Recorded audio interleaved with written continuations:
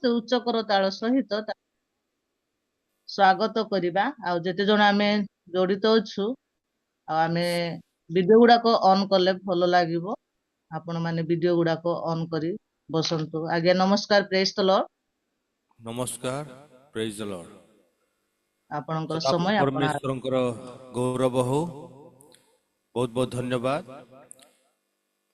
ପ୍ରଭୁ ଆମମାନଙ୍କୁ ଅନୁଗ୍ରହ କରି ସୁନ୍ଦର ପ୍ରଭାତ ଦେଇଅଛନ୍ତି। ସେଥିପାଇଁ ମୁଁ ସଦାପ୍ରଭୁ ପରମେଶ୍ୱରଙ୍କୁ ଧନ୍ୟବାଦ ଦିଏ। ପୁଣି ରିଏଲ ମିନିଷ୍ଟ୍ରିକୁ ମଧ୍ୟ ଧନ୍ୟବାଦ ଏହି ସୁନ୍ଦର ସମୟ ପାଇଁ। ଆସନ୍ତୁ ଆମମାନେ ସେ ଜୀବିତ ପରମେଶ୍ୱରଙ୍କର ଉଦ୍ଦେଶ୍ୟରେ କିଛି ଗୀତ ଗାନ କରି ତାଙ୍କର ଗୌରବ ପ୍ରଶଂସା କରିବା। ଜଗତ ତନ୍ନିବାସୀ ସଦା ପ୍ରଭୁଙ୍କର ପ୍ରଶଂସା ଗାନ କର, ପ୍ରଶଂସା ଗାନ କର। ଜଗତ ତନ୍ନିବାସୀ ସଦା ପ୍ରଭୁଙ୍କର ପ୍ରଶଂସା ଗାନ କର, ପ୍ରଶଂସା ଗାନ କର। Hallelujah hallelujah hallelujah hallelujah hallelujah hallelujah hallelujah hallelujah hallelujah hallelujah hallelujah hallelujah hallelujah hallelujah. ଜଗତ ତନ୍ନିବାସୀ ସଦା ପ୍ରଭୁଙ୍କର ପ୍ରଶଂସା ଗାନ କର, ପ୍ରଶଂସା ଗାନ କର। ପ୍ରଭୁ ମହାନ ପ୍ରଶଂସନୀୟ, ସବୁ ଦେବତା ମଧ୍ୟରେ ଭୟ ଯୋଗ୍ୟ। সকল দেবতা প্রতিমা মাত্র, ମୋ যিশুরাজন ঈশ্বর সত্য। মহিমা সম্ভ্রম তাঙ্ক সম্মুখবর্তী, শক্তি ও সভা ତାଙ୍କ ନିକଟବର୍ତ୍ତୀ। ମହିମା ତାଙ୍କରି, ପରାକ୍ରମ ତାଙ୍କରି, ମହିମା ତାଙ୍କରି, ପରାକ୍ରମ ତାଙ୍କରି। ସର୍ବଦା ଗାନ କର, ସର୍ବଦା ଗାନ କର। ଜଗତ ତନ୍ନିବାସୀ ସଦା ପ୍ରଭୁଙ୍କର ପ୍ରଶଂସା ଗାନ କର, ପ୍ରଶଂସା ଗାନ କର। ହାଲେଲୁୟା। ସ୍ୱର୍ଗ ଯାହାଙ୍କ ସିଂହାସନ, ପୃଥିବୀ ତାହାଙ୍କ ପାଦ ପୀଠ। କରନ୍ତି ବିଚାର ସେ ନ୍ୟାୟ ମତେ, କରନ୍ତି ରାଜ ଗୋଷ୍ଠୀ ବର୍ଗ ମଧ୍ୟେ। ଆକାଶ ପୃଥିବୀ ଉଲ୍ଲାସ କରୁ, ସମୁଦ୍ର ବାରିଧି ଗର୍ଜନ କରୁ। ମହିମା ତାଙ୍କରି, ଗୌରବ ତାଙ୍କରି, ମହିମା ତାଙ୍କରି, ଗୌରବ ତାଙ୍କରି। ସର୍ବଦା ଗାନ କର, ସର୍ବଦା ଗାନ କର। ହାଲେଲୁୟା। জগত তন্নিবাসী সদা প্রভুঙ্কর প্রশংসা গান কর, প্রশংসা গান কর, প্রশংসা গান কর। हालेलुया। Praise the Lord. सदाप्रभु परमेश्वरंकर गौरव हो। से महान परमेश्वर से राजा मानकर राजा प्रभु मानकर प्रभु देव मानकर देव सकल देवता उपरे महान राजा हालेलुया से सदाप्रभु परमेश्वर उपस्थित रे बसी तांकर गौरव प्रशंसा करबा पाए प्रभु आमानकु एई सुंदर प्रभात दे अछंती मोर प्रिय माने जो माने सत्य एवं आत्मा रे आराधना उपासना करंती सेई लोक मानकु परमेश्वर पसंद करथांती से आराधना परमेश्वर चाहिथांती हालेलुया थैंक यू जीसस से सदाप्रभु परमेश्वर गौरव हो से सदाप्रभु महान आर कार्य महान से विक्रमी कार्य करवा परमेश्वर हालेलुया थैंक यू जीसस आ गोटे गीत परमेश्वर गौरव करवा धन्यवाद पाओ प्रभु हालेलुया प्रेज द लॉर्ड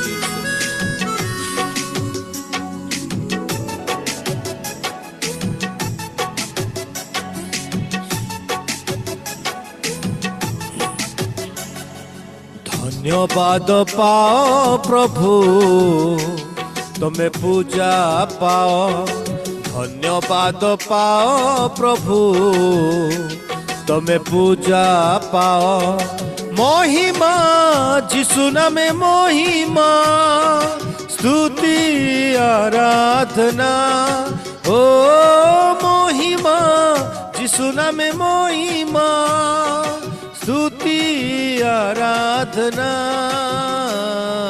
धन्यवाद पाओ प्रभु तुम्हें पूजा पाओ धन्यवाद पाओ प्रभु तुम्हें पूजा पाओ हालेलुया प्रेज द लॉर्ड धन्यवाद प्रभु तुम्हें धन्यवाद पूजा प्रशंसा पाइबा परमेश्वर तुम्हें महान तुम्हें सारा सकल सृष्टिर स्रष्टा तुम्हारी गौरव कर तुम्हारी प्रशंसा कर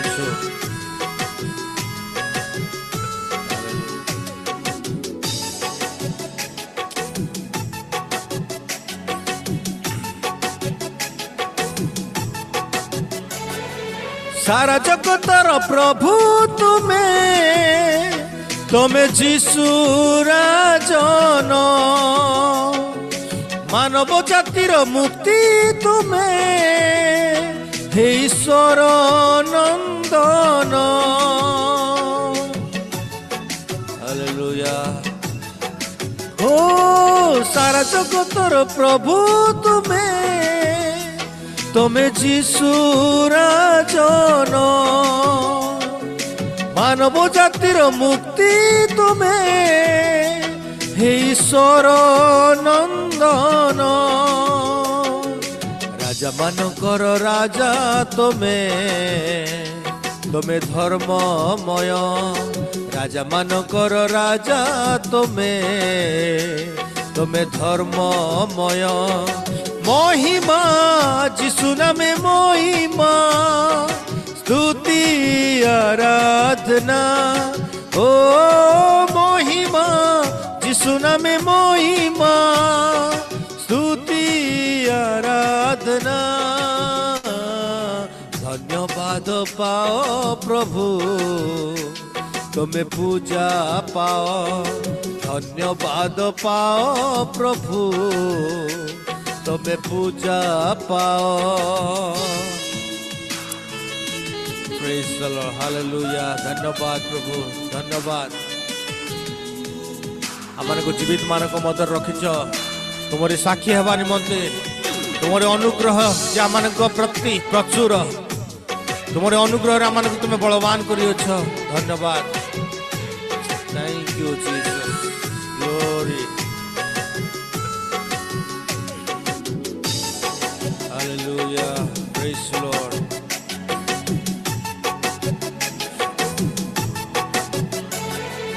साखी है भी प्रति मुहूर्ते मुरांग अनुग्रहर साखी है भी प्रति मुहूर्ते मुतांक अनुग्रहर हालेलुया धन्यवाद प्रभु प्रशंसा सजाइबी मो त्राण कर्ता साक्षी हेबी प्रति मुहूर्ते मु तांको अनुग्रहर राजा मानकर राजा तमे धर्ममय राजा मानकर राजा तमे धर्ममय महिमा जिसु नामे महिमा स्तुति आराधना ओ महिमा जिसु नामे महिमा स्तुति आराधना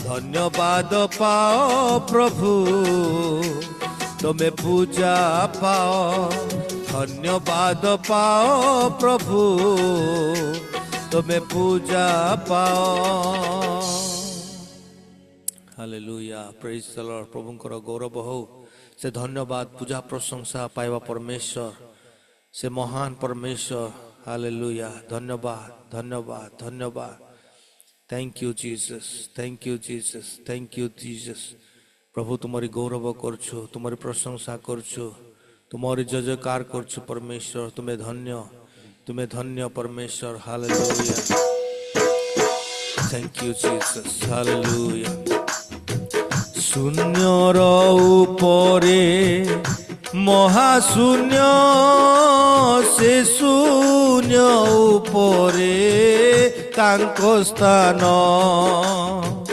शून्यर उपरे महाशून्य से शून्य उपरे तांको स्थान हालेलुया प्रेज द लॉर्ड ज्योतिर्मय सिंहासनर उपरे विजय विराज दयाबान आहे भज मन ख्रीष्ट नाम रे होइब परित्राण आहे भज मन चिते भाबिले पाइब दर्शन आहे भज मन हालेलुया प्रेज द लॉर्ड आहे भज मन ख्रीष्ट नाम रे होइब परित्राण आहे भज मन चिते भाबिले पाइब दर्शन आहे भज मन शून्यर उपरे महाशून्य से शून्य उपरे तांको स्थान ज्योतिर्गण सनर उपरे ज्योतिर्मय सिंहासनर उपरे विजय विराज दयाबान आहे भज मन चिते भाबिले पाइब दर्शन आहे भज मन ख्रीष्ट नाम रे होइब परित्राण आहे भज मन हालेलुया प्रेज द लॉर्ड धन्यवाद प्रभु तुम्हारी गौरव करछु तुम्हारी प्रशंसा करछु तुम्हारी जय जयकार करछु प्रभु तुम्हें महान तुम्हें जीवित थैंक यू जीसस धन्यवाद परमेश्वर जय प्रभु जीसु जय प्रभु जीसु जय जय सत्य सनातन हे जय प्रभु जीसु जय प्रभु जीसु जय जय सत्य सनातन हे জগত তারণ করণ কারণ আসিলে এ মর্ত্য ভুবন হে জয় প্রভু যিশু জয় প্রভু যিশু জয় জয় সত্য সনাতন হে হালেলুয়া জয় প্রভু যিশু জয় প্রভু যিশু জয় জয় সত্য সনাতন হে অদ্ভুত মহিমা জগতে প্রকাশিলে কে পারে করিতা বর্ণনা হে সহস্র রচনা করিলে ঘোষণা শেষ নহিব বর্ণনা হে জয় প্রভু যিশু জয় প্রভু যিশু জয় জয় সত্য সনাতন হে হালেলুয়া প্রেজ দ্য লর্ড সেই সনাতন পরমেশ্বরଙ୍କର জয় ହେଉ গ্লোরি হালেলুয়া ধন্যবাদ পরমেশ্বর তোমারি গৌরব করছো তোমারি প্রশংসা করছো তুমি মহান তুমি জীবিত পরমেশ্বর তুমি যুগে যুগে জীবিত হালেলুয়া ভক্তর প্রাণ ভক্তর জ্ঞান ভক্তর মূল্য ধন হে পতিত পাবন ভক্তর ভূষণ ধন্য ঈশ্বর নন্দন হে জয় প্রভু যিশু জয় প্রভু যিশু জয় জয় সত্য সনাতন হে হালেলুয়া মোর প্রিয় মানে সেই পরমেশ্বরଙ୍କର জୟ ହେଉ ତାଙ୍କର ଉପସ୍ଥିତିରେ ବସି ତାଙ୍କର ଗୌରବ ପ୍ରଶଂସା କରିବା ପାଇଁ ପ୍ରଭୁ ଆମମାନଙ୍କୁ ଜୀବିତ ମାନଙ୍କ ମଧ୍ୟରେ ରଖିଅଛନ୍ତି ହାଲେଲୁୟା ଜୟ ପ୍ରଭୁ ଯୀଶୁ ଜୟ ପ୍ରଭୁ ଯୀଶୁ ଜୟ ଜୟ ସତ୍ୟ ସନାତନ হে ହାଲେଲୁୟା থ্যাংক ইউ জিসাস প্রভু তোমারি গৌরব করছু তোমারি প্রশংসা করছু তোমার জয় জয়কার করছু তুমি ধন্য পরমেশ্বর তুমি স্নেহশীল কৃপাময় ক্রোধর ধীর অত্যন্ত দয়ালু পরমেশ্বর হালেলুয়া ধন্যবাদ প্রভু থ্যাংক ইউ জিসাস তোমারি গৌরব হো তোমারি প্রশংসা হো ধন্যবাদ ধন্যবাদ ধন্যবাদ হালেলুয়া থ্যাংক ইউ জিসাস ধন্যবাদ প্রভু মোর প্রিয় মানে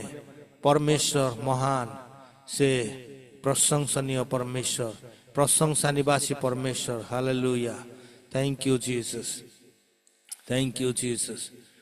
थैंक यू जीसस प्रति प्रभात रे तांकर दया नूतन प्रति प्रभात रे तांकर दया नूतन तांकर दया अनंत काल स्थायी तांकर करुणा केबे शेष हुए नाही मोर प्रिय माने तांकर मंगल दया मोहर जीवन जाए मोर पश्चात गामी हेबो पुणी मु सर्वदा सदा प्रभु गृह बास करी हालेलुया थैंक यू जीसस प्रति प्राते तांको दया चिरनूतन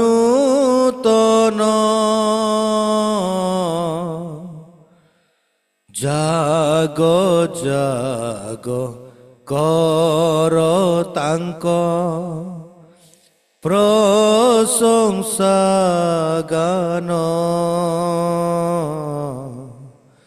जागो जागो कर तांक प्रशंसा गान जागो जागो कर तांक प्रशंसा गान जागो जागो कर तांक प्रशंसा गान ଗଣିତ ପାପ ତୋର କରନ୍ତି କ୍ଷମା ତାଙ୍କ ପ୍ରେମ କରୁଣାର ନାଇ ତୁଳନା ଅଟନ୍ତି ସେ ଦୟାମୟ କ୍ରୋଧରେ ଧୀର ବହନ୍ତି ସେ ଅନୁଗ୍ରହ ବକେ ତାଙ୍କର ଧନ୍ୟ ତାଙ୍କ ନାମ ହାଲେଲୁୟା ଧନ୍ୟ ତାଙ୍କ ନାମ ଧନ୍ୟ ତାଙ୍କ ନାମ ହାଲେଲୁୟା ଧନ୍ୟ ତାଙ୍କ ନାମ ପ୍ରତି ପ୍ରାତେ ତାଙ୍କ ଦୟା ଚିର ନୂତନ ଜାଗ ଜାଗ ଘର ତାଙ୍କ ପ୍ରଶଂସା ଗାନ ଜାଗ ଜାଗ କର ତାଙ୍କ ପ୍ରଶଂସା ଗାନ ବଞ୍ଚିଥିବା ଯେତେ ଦିନ ଏ ଜଗତରେ କରୁଥିବା ଧନ୍ୟବାଦ ଆନନ୍ଦ ସ୍ୱରେ ଦୁଃଖ ନିନ୍ଦା ଅପବାଦ ସହିବା ହସି ଝରୁଥିବ କଣ୍ଠୁ ଆମ ପ୍ରଶଂସା ଗୀତି ଧନ୍ୟ ତାଙ୍କ ନାମ ଧନ୍ୟ ତାଙ୍କ ନାମ ଧନ୍ୟ ତାଙ୍କ ନାମ ଧନ୍ୟ ତାଙ୍କ ନାମ ପ୍ରତି ପ୍ରାତେ ତାଙ୍କ ଦୟା ଚିର ନୂତନ ଜାଗ ଜାଗ କର ତାଙ୍କ ପ୍ରଶଂସା ଗାନ ଜାଗ ଜାଗ କର ତାଙ୍କ ପ୍ରଶଂସା ଗାନ ପ୍ରତି ପ୍ରାତେ ତାଙ୍କ ଦୟା ଚିର ନୂତନ ଜାଗ ଜାଗ କର ତାଙ୍କ ପ୍ରଶଂସା ଗାନ ପ୍ରଭୁ ଧନ୍ୟବାଦ ଦେଉଛୁ ତୁମରି ଗୌରବ କରୁଛୁ ତୁମରି ପ୍ରଶଂସା କରୁଛୁ ପ୍ରତି ପ୍ରାପ୍ତରେ ତୁମରି ଦୟା ନୂତନ ତୁମରି କରୁଣା କେବେ ଶେଷ ହୁଏ ନାହିଁ ପ୍ରଭୁ ତୁମେ ପ୍ରତିଜ୍ଞା କରିଛ ମୁଁ ଯୁଗାନ୍ତ ପର୍ଯ୍ୟନ୍ତ ତୁମମାନଙ୍କ ସଙ୍ଗେ ସଙ୍ଗେ ଅଛି ମୁଁ ତୁମକୁ କେବେ ଛାଡ଼ିବି ନାହିଁ କି ପରିତ୍ୟାଗ କରିବି ନାହିଁ ଧନ୍ୟବାଦ ତୁମେ ଆମମାନଙ୍କୁ ଏତେ ପ୍ରେମ କରୁଅଛ ପ୍ରଭୁ ତୁମରି ହସ୍ତର ପାପୁଲିରେ ଆମମାନଙ୍କର ମୁଖକୁ ରଖି ତୁମେ ସଦାସର୍ବଦା ନିରୀକ୍ଷଣ କରୁଅଛ ପ୍ରଭୁ ଆମମାନଙ୍କର ରକ୍ଷକ ତୁମେ ଆମମାନଙ୍କର ପ୍ରତିପାଳକ ତୁମେ ଆମମାନଙ୍କର ପ୍ରଭୁ ତୁମେ ଉଦ୍ଧାରକର୍ତ୍ତା ତୁମେ ଆମମାନଙ୍କର ଦୃଢ଼ ଗଡ଼ ତୁମେ ଅଟ ପ୍ରଭୁ ଧନ୍ୟବାଦ ଏ ସୁନ୍ଦର ସକାଳ ତୁମରି ଉପସ୍ଥିତିରେ ବସି ତୁମର ଗୌରବ ପ୍ରଶଂସା କରିବା ପାଇଁ ତୁମେ ଆମମାନଙ୍କୁ ଏ ସୁନ୍ଦର ସୁଯୋଗ ଦେଲ ଧନ୍ୟବାଦ ଦେଉଛୁ ଉପସ୍ଥିତ ପ୍ରତ୍ୟେକଙ୍କୁ ତୁମ ହସ୍ତରେ ସମର୍ପଣ କରୁଛୁ ପ୍ରଭୁ ପ୍ରତ୍ୟେକଙ୍କର ଜୀବନ ଦ୍ୱାରା କେବଳ ତୁମେ ମହିମା ପାଅ ଆମମାନଙ୍କର ବଞ୍ଚିବାର ଉଦ୍ଦେଶ୍ୟ କେବଳ ତୁମରି ଗୌରବ ନିମନ୍ତେ ହେଉ ଆମମାନଙ୍କର ବଞ୍ଚିବାର ଉଦ୍ଦେଶ୍ୟ କେବଳ ତୁମରି ମହିମା ନିମନ୍ତେ ହେଉ ହାଲେଲୁୟା ଧନ୍ୟବାଦ ତୁମରି ଉପସ୍ଥିତ ଦେଲ ପ୍ରତ୍ୟେକଙ୍କୁ ତୁମେ ଅନୁଗ୍ରହ ଆଶୀର୍ବାଦ କରିଅଛ ସେଥିପାଇଁ ଧନ୍ୟବାଦ ସକଳ ଆଦର ମହିମା ଗୌରବ ପୂଜା ପ୍ରଶଂସା କେବଳ ତୁମକୁ ଦେଇ ଯୀଶୁଙ୍କ ନାମରେ ଉତ୍ସର୍ଗ କଲୁ ପିତା। ଆମେନ୍, ଆମେନ୍, ଆମେନ୍। ପ୍ରେଜ୍ ଦ ଲର୍ଡ। ବହୁତ ବହୁତ ଧନ୍ୟବାଦ। ପ୍ରଭୁ ସମସ୍ତଙ୍କୁ ଆଶୀର୍ବାଦ କରନ୍ତୁ। ଆମେନ୍। ବହୁତ ବହୁତ ଧନ୍ୟବାଦ ଆଜ୍ଞା। ଅତି ସୁନ୍ଦର ଆରାଧନା ଥିଲା। ମନ ଛୁଆ ହୃଦୟ ସ୍ପର୍ଶୀ ଗୀତ ଗୁଡାକ ଗାଇ ଆମମାନଙ୍କୁ ପ୍ରଭୁଙ୍କର ନିକଟବର୍ତ୍ତୀ କରାଇଲେ। ସେଥିପାଇଁ ବହୁତ ବହୁତ ଧନ୍ୟବାଦ। ପ୍ରଭୁ ଆପଣଙ୍କୁ ଆପଣଙ୍କ ପରିବାରକୁ ସେବା କାର୍ଯ୍ୟରେ ବହୁଳ ବହୁଳ ଭାବରେ ଆଶୀର୍ବାଦ କରନ୍ତୁ। ଏହିପରି ଅନଲାଇନ ଅଫଲାଇନ ରେ ଆପଣଙ୍କୁ ବ୍ୟବହାରିତ କରି କଢାଇ ନିଅନ୍ତୁ। ଆମ ରିଏଲ ମିନିଷ୍ଟ୍ରି ମଣ୍ଡଳୀକୁ ଆସିଲେ ଆଉ ଅତି ସୁନ୍ଦର ଭାବରେ ଆରାଧନା କରିଥିବାରୁ ଆମେ ବହୁତ ବହୁତ ଧନ୍ୟବାଦ ଦଉଛୁ। ପ୍ରେଜ୍ ଦ ଲର୍ଡ, ହାଲେଲୁୟା। ଆସନ୍ତୁ ଆମେ ପ୍ରାର୍ଥନା କରିବା ପାଇଁ ଯିବା। ଏ ସମୟରେ ଆମମାନଙ୍କର ପରିଚୟ ଆଜ୍ଞା ଅଛନ୍ତି। ପ୍ରେଜ୍ ଦ ଲର୍ଡ ଆଜ୍ଞା।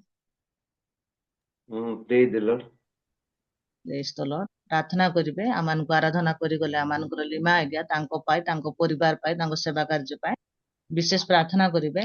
ବାକ୍ୟ ନେଇ ଆସୁଅଛନ୍ତି ଆମମାନଙ୍କର ପାଳକ ନାୟକ ଆଜ୍ଞା ତାଙ୍କ ପାଇଁ, ତାଙ୍କ ପରିବାର ପାଇଁ ବାକ୍ୟ ନିମନ୍ତେ ଯେଉଁ ବାକ୍ୟ ସେ ଆମମାନଙ୍କୁ କହିବେ ଆଜି, ସେ ବାକ୍ୟ ଯେପରିକି ଆମେ ପ୍ରତ୍ୟେକ ଶୁଣିବା, ହୃଦୟରେ ରଖିବା, ତଦନୁସାରେ ଜୀବନ କାଟି ପାରିବା, ସେଥିପାଇଁ ବିଶେଷ ପ୍ରାର୍ଥନା କରିବେ। ଯେତିକି ଜଣ ଜଡିତ ଅଛୁ ପ୍ରତ୍ୟେକ ପରିବାର ପାଇଁ ମଧ୍ୟ ପ୍ରାର୍ଥନା କରିବେ। ବିଶେଷ ହୋଷ୍ଟଙ୍କ ପରିବାର ପାଇଁ ତାଙ୍କ ସେବା କାର୍ଯ୍ୟ ନିମନ୍ତେ ମଧ୍ୟ ପ୍ରାର୍ଥନା କରିବେ। ଆସନ୍ତୁ ପ୍ରାର୍ଥନା କରିବା।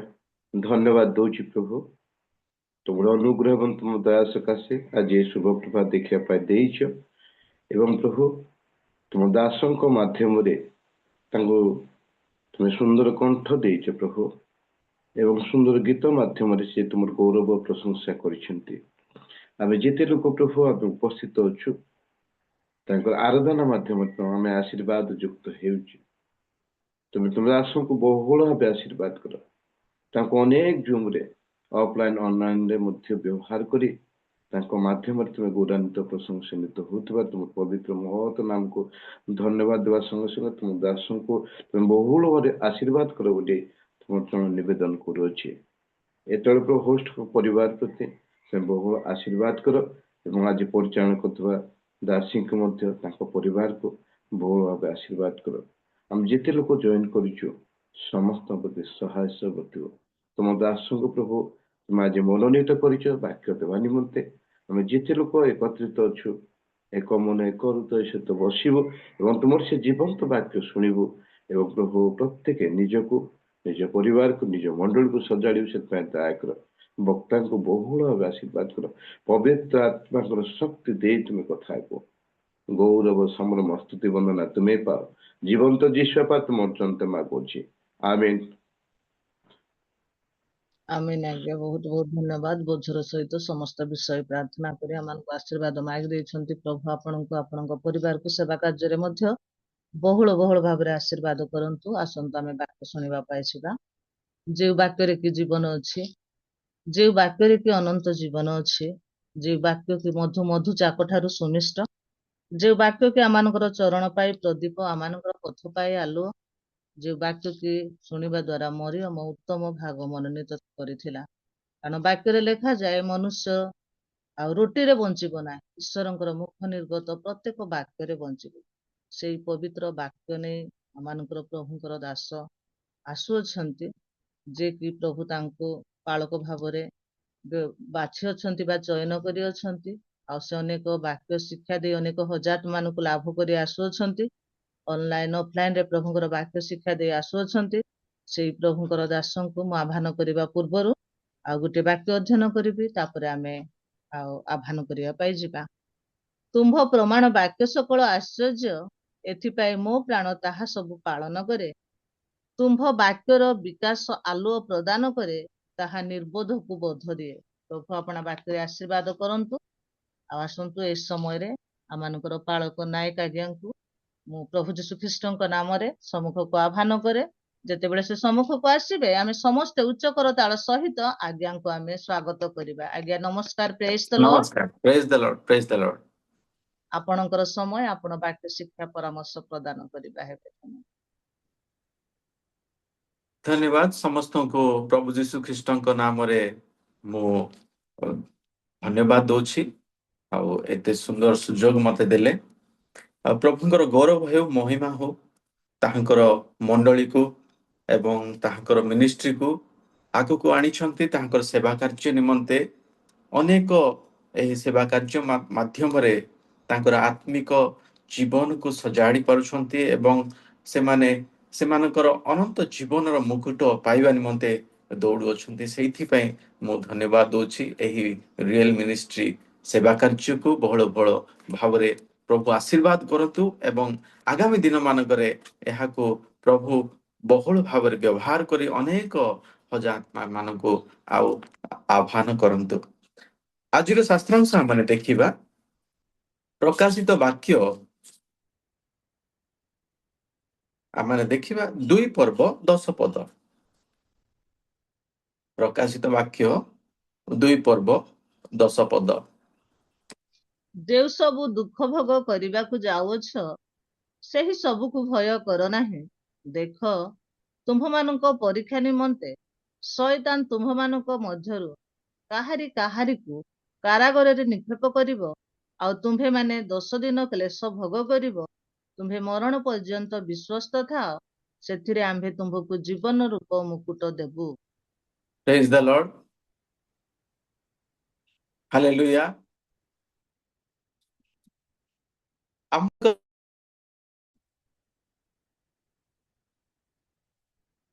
ମଣ୍ଡଳୀ ବର୍ତ୍ତମାନ ଯେପରି ଘଡ଼ିସନ୍ଧି ମୁହୂର୍ତ୍ତରେ ଗତି କରୁଛି ଏବଂ ଏହି ଯୁଗ ଯେଉଁ କଠିନ ପରିସ୍ଥିତି ମଧ୍ୟରେ ଗତି କରୁଛି, ଆଉ ଆମର ସେବା କାର୍ଯ୍ୟ କିପରି ଭାବରେ ଘାତ ପ୍ରତିଘାତର ସାମ୍ନା କରୁଛି, ସେହି ନିମନ୍ତେ ଆମମାନଙ୍କୁ ପ୍ରକାଶିତ ବାକ୍ୟ ମଧ୍ୟରୁ ପ୍ରଭୁ ଯୀଶୁ ଖ୍ରୀଷ୍ଟ ଆମମାନଙ୍କୁ କିଛି ଆଶ୍ୱାସନା, ଆଶା, ଭରସା ଏବଂ ତାହାଙ୍କର ସେ ପ୍ରତିଜ୍ଞା କରିଛନ୍ତି କିପରି ଭାବରେ ଆମମାନଙ୍କୁ ସେ ଜୀବନ ରୂପ ମୁକୁଟ ଦେବେ। ଏହି ଘାତ ପ୍ରତିଘାତ, ଏହି ସମସ୍ୟା ମଧ୍ୟ ଦେଇ ଗତି କରିବା କିପରି ଭାବରେ ଆମମାନେ ଆମମାନଙ୍କ ଜୀବନକୁ ଗଢ଼ିବା, ଆମମାନେ କିପରି ଭାବରେ ଶକ୍ତିଶାଳୀ ହେବା, ଆହୁରି ଅଧିକ ଉତ୍ସାହିତ ହେବା ଏବଂ ଅନ୍ୟମାନଙ୍କୁ ମଧ୍ୟ ଉତ୍ସାହିତ କରିବା, ଏହା ଆମମାନଙ୍କୁ ଶିକ୍ଷା ଦିଏ। ଏଠାରେ ଆମେ ଦେଖୁ ପ୍ରକାଶିତ ବାକ୍ୟରେ ପ୍ରଭୁ ଯୀଶୁ ଖ୍ରୀଷ୍ଟ ଯୋହନଙ୍କୁ ପାତ୍ମ ଦ୍ୱୀପରେ ସେ ଗୋଟିଏ ଦର୍ଶନ ଦଉଛନ୍ତି 7ଟି ମଣ୍ଡଳୀ ବିଷୟରେ ଏବଂ 7ଟି ମଣ୍ଡଳୀ ମଧ୍ୟରୁ ସ୍ମିର୍ନା ମଣ୍ଡଳୀ ଗୋଟିଏ ଅନ୍ୟତମ ଅଟେ। ଏହି ସ୍ମିର୍ନା ମଣ୍ଡଳୀ ଏକ ସୁନ୍ଦର ମଣ୍ଡଳୀ ଥିଲା। ଏହି ସ୍ମିର୍ନା ମଣ୍ଡଳୀ ତୁର୍କୀ ଦେଶ ବା ଏସିଆ ମାଇନରରେ ଥିଲା। ଆଉ ଏହି ସ୍ମିର୍ନା ମଣ୍ଡଳୀରେ ତାଡ଼ନା ମଧ୍ୟ ଆସିଥିଲା।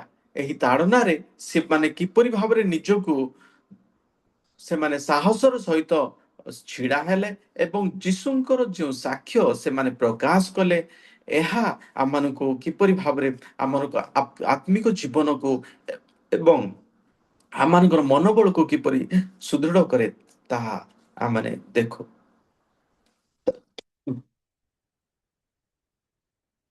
ସ୍ମିର୍ନା ମଣ୍ଡଳୀ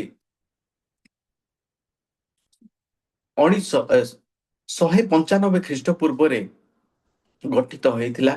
ରୋମିର ଶାସନକର୍ତ୍ତା ସେ କାଇସର ରାଜା ସେ ଲୋକମାନଙ୍କୁ କହୁଥିଲେ, ସମସ୍ତଙ୍କୁ କହୁଥିଲେ ଯେ ମୋତେ ଉପାସନା କର। କାଇସର ହେଉଛନ୍ତି ଈଶ୍ୱର ବା Caesar is Lord, but for Christians Jesus is the Lord. Christian ମାନଙ୍କ ପାଇଁ ଯୀଶୁ ହେଉଛନ୍ତି ପ୍ରଭୁ, ଆଉ ତାଙ୍କ ଛଡ଼ା ଆମେ କାହାକୁ ଉପାସନା କରିବୁ ନାହିଁ, କେବଳ ଯୀଶୁଙ୍କୁ ଉପାସନା କରିବୁ। କିନ୍ତୁ ରୋମର ସେ ରାଜା କହିଲେ ଯେ ମୋତେ ଉପାସନା କର, ଯେ କାଇସରଙ୍କୁ ଉପାସନା କର। ଯେଉଁମାନେ କାଇସରଙ୍କୁ ଉପାସନା କରିବେ ନାହିଁ ସେମାନଙ୍କୁ ଦଣ୍ଡ ଦିଆଯିବ। ଏହି ପ୍ରକାର ଭାବରେ ସେହି ସମୟରେ ଘଟଣା ଘଟିଥିଲା। ଆଉ ସେହି ସମୟରେ ଅନେକ ତାଡ଼ନା ମଧ୍ୟ ଆସିଥିଲା। ଆମେ ଦେଖିବା ସ୍ମିର୍ନା ମଣ୍ଡଳୀ ପ୍ରଥମେ ସେମାନଙ୍କୁ କୁହାଗଲା ବା ସେମାନଙ୍କୁ ବାଣିଜ୍ୟ ବ୍ୟବସାୟ କରିବା ପାଇଁ ମନା କରାଗଲା। ସେମାନଙ୍କୁ ବୟକଟ କରାଗଲା ବାଣିଜ୍ୟ ବ୍ୟବସାୟ ମଧ୍ୟରେ ସେମାନେ କରିପାରିବେନି ବୋଲି।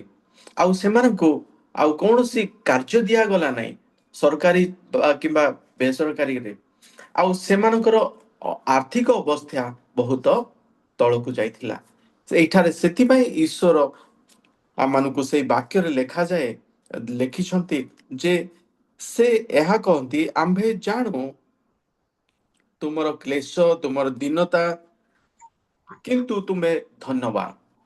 ସେମାନେ ଦୀନ ଥିଲେ, ସେମାନେ ଦୁଃଖୀ ଥିଲେ, ଦରିଦ୍ର ଥିଲେ, ସେମାନଙ୍କର କୌଣସି ବିଷୟ ସେମାନଙ୍କର ନଥିଲା, ସେମାନଙ୍କ ଠାରୁ ସମସ୍ତ ନିଆଗଲା, ଜମି ନିଆଗଲା, ସେମାନଙ୍କର ଘର ନିଆଗଲା, ସେମାନଙ୍କର ସମସ୍ତ ସମ୍ପତ୍ତି ବାଜ୍ୟାପ୍ତ କରାଗଲା। କିନ୍ତୁ ସେମାନଙ୍କୁ ଯୀଶୁ କହୁଛନ୍ତି, ତୁମେ ଦୀନ ଥିଲ, ତୁମେ ଦରିଦ୍ର ଥିଲ, ତଥାପି ମତେ ବିଶ୍ୱସ୍ତ ଭାବରେ ଉପାସନା କଲ, ତଥାପି ମତେ ବିଶ୍ୱସ୍ତ ଭାବରେ ସାକ୍ଷ୍ୟ ମୋର ଦେଲ, ସେଥିପାଇଁ ତୁମେ ହଉଛ ଧନୀ। ପ୍ରଭୁ ଆମମାନଙ୍କୁ ଆଜି କହୁଛନ୍ତି ଯେ ଆମେ ହେଇପାରୁ ଦୁଃଖୀ, ଆମେ ହେଇପାରୁ ଦରିଦ୍ର, ଆମେ ହେଇପାରୁ ଆମ ପାଖରେ କୌଣସି ସମ୍ପତ୍ତି ନାହିଁ, କିନ୍ତୁ ଆମେ ଧନୀ ଅଟୁ। କାହିଁକି ଧନୀ ଅଟୁ? ଯୀଶୁ ଆମମାନଙ୍କର ସବୁଠୁ ବଡ଼ ସମ୍ପତ୍ତି ଆମମାନଙ୍କ ହୃଦୟରେ ଅଛନ୍ତି। ହାଲେଲୁୟା, ପ୍ରେଜ୍ ଦ ଲର୍ଡ। ଯୀଶୁ ଖ୍ରୀଷ୍ଟ ଆମମାନଙ୍କର ସବୁଠୁ ବଡ଼ ସମ୍ପତ୍ତି। ସେଥିପାଇଁ ଆମେମାନେ ମଧ୍ୟ ସେହି ସ୍ମିର୍ନା ମଣ୍ଡଳୀ ପରି ସେହି ଦୁଃଖରେ ତାଡ଼ନାରେ ମଧ୍ୟ ଆମେ ଯୀଶୁଙ୍କର ସାକ୍ଷୀ ହେବା ନିମନ୍ତେ ଆମେ ଚେଷ୍ଟା କରିବା ଆବଶ୍ୟକ। ସେମାନଙ୍କର ସାମାଜିକ ବାସନ୍ଦ କରାଗଲା ସେମାନଙ୍କୁ।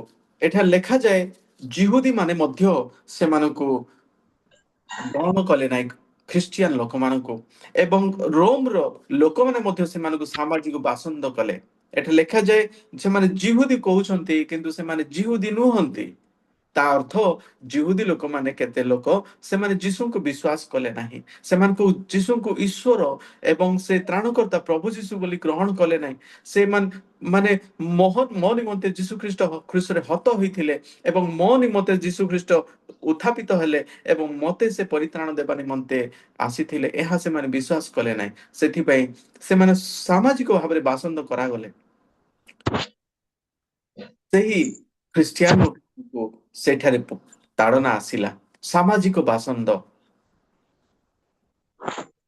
ତୃତୀୟ ବିଷୟଟି ହେଲା ସେମାନଙ୍କୁ କାରାଗାରରେ ମଧ୍ୟ ନିକ୍ଷେପ କରାଯିବ ବୋଲି ଲେଖାଯାଏ। 2:10 ଲେଖାଯାଏ, କାହା କାହାକୁ ମଧ୍ୟ କାରାଗାରରେ ନିକ୍ଷେପ କରିବ, ଆଉ ତୁମ୍ଭେ 10 ଦିନ କ୍ଲେଶ ଭୋଗିବ। ଏହି କଷ୍ଟ ଦୁଃଖ ମଧ୍ୟ ଦେଇ ସ୍ମିର୍ନା ମଣ୍ଡଳୀ ଗତି କରିଥିଲା। ସେମାନଙ୍କର ମୃତ୍ୟୁ ପର୍ଯ୍ୟନ୍ତ ବିଶ୍ୱସ୍ତ ରୁହ ବୋଲି ସେମାନଙ୍କୁ ଯୀଶୁ କହୁଛନ୍ତି। ଆଉ ଯେଉଁମାନେ ବିଶ୍ୱସ୍ତ ରହିବେ, କ୍ଲେଶ ଭୋଗ କରିବେ, ଶେଷ ପର୍ଯ୍ୟନ୍ତ ଜୀବନର ଶେଷ ପର୍ଯ୍ୟନ୍ତ ବିଶ୍ୱସ୍ତ ରହିବେ, ସେମାନଙ୍କୁ ପୁରସ୍କାର ଦିଆଯିବ ବୋଲି କହୁଛନ୍ତି ଯୀଶୁ। ଆଉ ତାହା ହଉଛି ଜୀବନ ରୂପ ମୁକୁଟ। ଯେଉଁମାନେ ବିଶ୍ୱସ୍ତ ଭାବରେ ଜୀବନର ଶେଷ ନିଶ୍ୱାସ ପର୍ଯ୍ୟନ୍ତ ଯୀଶୁଙ୍କର ସାକ୍ଷୀ ହେବେ, ଯୀଶୁଙ୍କୁ ପ୍ରଚାର କରିବେ, ଯୀଶୁଙ୍କୁ ବିଶ୍ୱାସ କରିବେ, ଯୀଶୁଙ୍କୁ ଈଶ୍ୱର ବୋଲି ସେ ଗ୍ରହଣ କରିବେ ଏବଂ ଯୀଶୁଙ୍କୁ ପରିତ୍ରାଣକର୍ତ୍ତା ବୋଲି ସେ ଗ୍ରହଣ କରିବେ ଏବଂ ଅନ୍ୟମାନଙ୍କୁ କହିବେ ସୁସମାଚାର, ସେ ବ୍ୟକ୍ତିକୁ ଯୀଶୁ କହୁଛନ୍ତି ଯେ ଜୀବନ ରୂପ ମୁକୁଟ ଦେବି। ହାଲେଲୁୟା, ପ୍ରେଜ୍ ଦ ଲର୍ଡ। ଆମମାନଙ୍କୁ ପ୍ରଭୁ ଜୀବନ ରୂପ ମୁକୁଟ ଦେବା ନିମନ୍ତେ ଆମମାନଙ୍କୁ ଗୋଟିଏ ପୁରସ୍କାର ଘୋଷଣା କରୁଛନ୍ତି। ଯେଉଁମାନେ ଯୀଶୁଙ୍କ ନିମନ୍ତେ ବିଶ୍ୱସ୍ତ ରହିବେ, ସେମାନଙ୍କୁ ଯୀଶୁ ସେ ଜୀବନ ରୂପ ମୁକୁଟ ଦେବେ। ହଁ ଆଜ୍ଞା, ଆମମାନଙ୍କୁ ସେ ଗୋଟିଏ ମୁକୁଟ ରଖିଛନ୍ତି। ଯେଉଁମାନେ ଯୀଶୁଙ୍କ ନିମନ୍ତେ ତାଡ଼ନା ଭୋଗ କରୁଛନ୍ତି, ଯେଉଁ ପାଳକ ପ୍ରଚାରକ ମାନଙ୍କୁ ତାଡ଼ନା ଦିଆଯାଉଛି, ଯେଉଁ ମଣ୍ଡଳୀକୁ ତାଡ଼ନା ଦିଆଯାଉଛି, ଯେଉଁ ବିଶ୍ୱାସୀ ମାନଙ୍କୁ ତାଡ଼ନା ଦିଆଯାଉଛି, ଆପଣମାନେ ହତୋତ୍ସାହିତ ହୁଅନ୍ତୁ ନାହିଁ। ଆମେମାନେ ଆଶାହୀନ ଭରସାହୀନ ପରି ହେବା ନାହିଁ। ଆମେମାନେ ଯୀଶୁଙ୍କର ବିଶ୍ୱସ୍ତ ଭାବରେ ଶେଷ ନିଶ୍ୱାସ ପର୍ଯ୍ୟନ୍ତ ତାଙ୍କର ଉପାସନା କରିବା, ତାଙ୍କର ସେବା କରିବା, ତାଙ୍କର ସାକ୍ଷୀ ହେବା ଏବଂ ସେ ଆମମାନଙ୍କୁ ଜୀବନ ରୂପ ମୁକୁଟ ଦେବେ।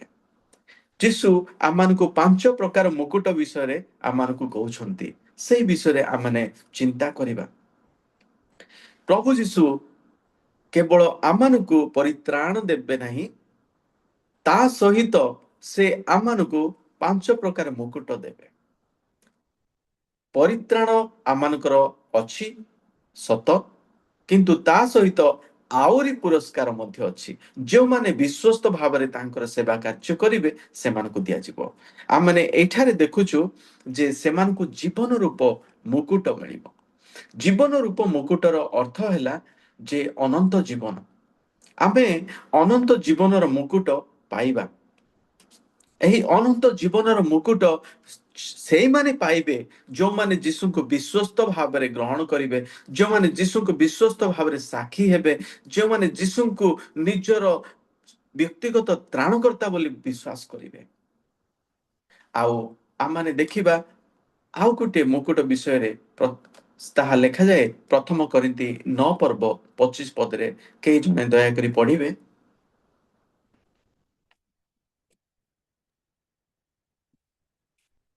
ଯେ କେହି କ୍ରୀଡ଼ାରେ ପ୍ରତିଦ୍ୱନ୍ଦିତା କରେ ସେ ସମସ୍ତ ବିଷୟରେ ପରିମିତ ଭୋଗୀ ହୁଏ। ସେମାନେ କ୍ଷୟଣୀୟ ମୁକୁଟ ପାଇବା ନିମନ୍ତେ ତାହା କରନ୍ତି, ମାତ୍ର ଆମ୍ଭେମାନେ ଅକ୍ଷୟ ମୁକୁଟ ପାଇବା ନିମନ୍ତେ ତାହା କରୁ। ପ୍ରେଜ୍ ଦ ଲର୍ଡ, ହାଲେଲୁୟା। ଯୀଶୁ ଆମମାନଙ୍କୁ ଗୋଟିଏ ପୁରସ୍କାର ଦେବେ। ଯେଉଁମାନେ କ୍ରୀଡ଼ାରେ ପ୍ରତିଯୋଗିତା କରନ୍ତି ସେମାନଙ୍କୁ ପୁରସ୍କାର ଦିଆଯାଏ, ସେମାନଙ୍କୁ ମୁକୁଟ ଦିଆଯାଏ, କିନ୍ତୁ ତାହା କ୍ଷୟଣୀୟ ଅଟେ, ତାହା କ୍ଷୟ ପାଇବ, ତାହା ଏହି ସାଂସାରିକ ମୁକୁଟ ଅଟେ। କିନ୍ତୁ ଯୀଶୁ ଆମମାନଙ୍କୁ ପ୍ରତିଜ୍ଞା କରି କହୁଛନ୍ତି ଯେ ଆମମାନଙ୍କୁ ଅକ୍ଷୟ ମୁକୁଟ ମିଳିବ। ଯେଉଁ ମୁକୁଟ ସେ ଦେବେ ସେ ତାହା ଅନନ୍ତ କାଳ ପର୍ଯ୍ୟନ୍ତ, ଏବଂ ତାହା କେବେ କ୍ଷୟ ପାଇବ ନାହିଁ। ପ୍ରଭୁ ଯୀଶୁ ଖ୍ରୀଷ୍ଟଙ୍କର ଧନ୍ୟବାଦ ହଉ, ପ୍ରଶଂସା ହଉ, ସେ ଆମମାନଙ୍କୁ ଏହି ପ୍ରକାର ମୁକୁଟ ରଖିଛନ୍ତି ବୋଲି ପାଉଲ ଆମମାନଙ୍କୁ କହୁଛନ୍ତି। ଆମେ କିପରି ଭାବରେ ସେହି ମୁକୁଟ ପାଇବା ନିମନ୍ତେ ଦୌଡ଼ିବା, ଆମେ ସେ ମୁକୁଟ ପାଇବା ନିମନ୍ତେ କିପରି ଭାବରେ ନିଜକୁ ପ୍ରସ୍ତୁତ ଜୀବନ କାଟିବା, ତାହା ପାଉଲ ଆମମାନଙ୍କୁ ଶିକ୍ଷା ଦଉଛନ୍ତି। ଜଣେ ପ୍ରତିଯୋଗୀ, ଦୌଡ଼ ପ୍ରତିଯୋଗୀ କିପରି ଭାବରେ ନିଜକୁ ଶୃଙ୍ଖଳିତ ରଖି ନିଜର ଶାରୀରିକ ଶୃଙ୍ଖଳ ରକ୍ଷା କରି ସେ ନିଜକୁ ପ୍ରସ୍ତୁତ କରିଥାଏ ସେ ପୁରସ୍କାର ପାଇବା ପାଇଁ। ଆମର ଏହି ମୁକୁଟ ଅକ୍ଷୟ ମୁକୁଟ ଅଟେ। ଆମମାନଙ୍କୁ ଆତ୍ମିକ ଶୃଙ୍ଖଳା ରକ୍ଷା କରି ଆମମାନଙ୍କୁ ସେହି ଦୌଡ଼ିବାକୁ ପଡ଼ିବ ଏବଂ ସେହି ଦୌଡ଼ ପ୍ରତିଯୋଗିତାରେ ଭାଗ ନେବାକୁ ପଡ଼ିବ ଯେଉଁ ମୁକୁଟ ଆମେ ପାଇବା। ଯୀଶୁ ଯେଉଁ ମୁକୁଟ ଆମ ନିମନ୍ତେ ରଖିଛନ୍ତି, ଆମମାନଙ୍କର ଆତ୍ମିକ ଶୃଙ୍ଖଳା ଯଦି ଅଛି ତାହେଲେ ନିଶ୍ଚିତ ଭାବରେ ପ୍ରଭୁ ସେହି ମୁକୁଟ ଆମମାନଙ୍କୁ ଦେବେ ଏବଂ ସେହି ମୁକୁଟ ପାଇବା ନିମନ୍ତେ ଆମେ ଯୋଗ୍ୟ ହେଇପାରିବା। ଜଣେ ପ୍ରତିଯୋଗୀ, କ୍ରୀଡ଼ା ପ୍ରତିଯୋଗୀ, ସେ ନିଜକୁ ଶାରୀରିକ ଶୃଙ୍ଖଳା ରଖି ପ୍ରତ୍ୟେକ ଦିନ ସେ ଅଭ୍ୟାସ କରିଥାଏ ଏବଂ ଶେଷରେ ସେ ପାଇଥାଏ। ତାହା ଯଦି ସେ ନ କରେ ତାହେଲେ ସେ ପାଇବ ନାହିଁ। ସେହିପରି ଭାବରେ ପାଉଲ ଏକ ଉଦାହରଣ ସ୍ୱରୂପ ଆମମାନଙ୍କୁ ଦେଉଛନ୍ତି ଯେ ଆମ୍ଭେମାନେ ମଧ୍ୟ ସେହି ପ୍ରକାର ଆତ୍ମିକ ଶୃଙ୍ଖଳା ରକ୍ଷା କରିବା, ଯେ ଆମମାନଙ୍କର ଆତ୍ମିକ ଜୀବନରେ କିପରି ଉନ୍ନତି ହେବ, ସେହିପରି ଆମେ ପ୍ରାର୍ଥନା, ଉପାସନା ଏବଂ ଯୀଶୁଙ୍କ ସହିତ ଚାଲିବା, ତାଙ୍କର ବାକ୍ୟରେ ଚାଲିବା, ତାଙ୍କ ପଥରେ ଚାଲିବା। କାରଣ ଯୀଶୁ କୁହନ୍ତି, ମୁଁ ପଥ, ସତ୍ୟ ଓ ଜୀବନ, ମୋ ଦେଇ ନ ଗଲେ କେହି ଈଶ୍ୱରଙ୍କ ନିକଟକୁ ଯାଇପାରେ ନାହିଁ। ହାଲେଲୁୟା, ପ୍ରେଜ୍ ଦ ଲର୍ଡ। ଯୀଶୁ ହଉଛନ୍ତି ପଥ, ଯୀଶୁ ହଉଛନ୍ତି ସତ୍ୟ ଏବଂ ଯୀଶୁ ହଉଛନ୍ତି ଅନନ୍ତ ଜୀବନ। ତାଙ୍କ ଛଡା ଆଉ ଅନ୍ୟ କୌଣସି ବାଟ ନାହିଁ। ସେ ହଉଛନ୍ତି ଆମମାନଙ୍କର ପଥ ଏବଂ ମାର୍ଗ।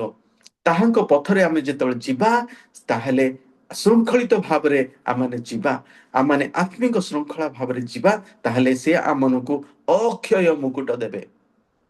ଆପଣମାନଙ୍କ ମସ୍ତକ ଉପରେ ଅକ୍ଷୟ ମୁକୁଟ ଦେବେ। ପାଉଲ ଆମମାନଙ୍କୁ ଉତ୍ସାହିତ କରୁଛନ୍ତି, ଆମେ କେବଳ ପରିତ୍ରାଣ ପାଇବା ନାହିଁ, ତା ସହିତ ମୁକୁଟ ମଧ୍ୟ ପାଇବା। ପ୍ରେଜ୍ ଦ ଲର୍ଡ, ହାଲେଲୁୟା। ଆପଣମାନଙ୍କ ସମସ୍ତଙ୍କ ପାଇଁ ଏହି ଅକ୍ଷୟ ମୁକୁଟ ରଖିଛନ୍ତି। ଆଉ ସେଇଥି ନିମନ୍ତେ ଆମମାନଙ୍କୁ ଆତ୍ମିକ ଶୃଙ୍ଖଳା, ଆତ୍ମିକ ଜୀବନରେ କିପରି ଚାଲିବା, ଯୀଶୁଙ୍କର ବାକ୍ୟରେ କିପରି ଚାଲିବା, ତାହା ଆମେ ଚେଷ୍ଟା କରିବା ଆବଶ୍ୟକ। ଦ୍ୱିତୀୟ ବିଷୟରେ ଆମେ ଦେଖିବା ଆଉ ଗୋଟେ ମୁକୁଟ ଆମମାନଙ୍କ ନିମନ୍ତେ ରଖିଛନ୍ତି। ପାଉଲ କୁହନ୍ତି 1 ଥେସଲୋନିକି 2:19 ଆମେ ଦେଖିବା।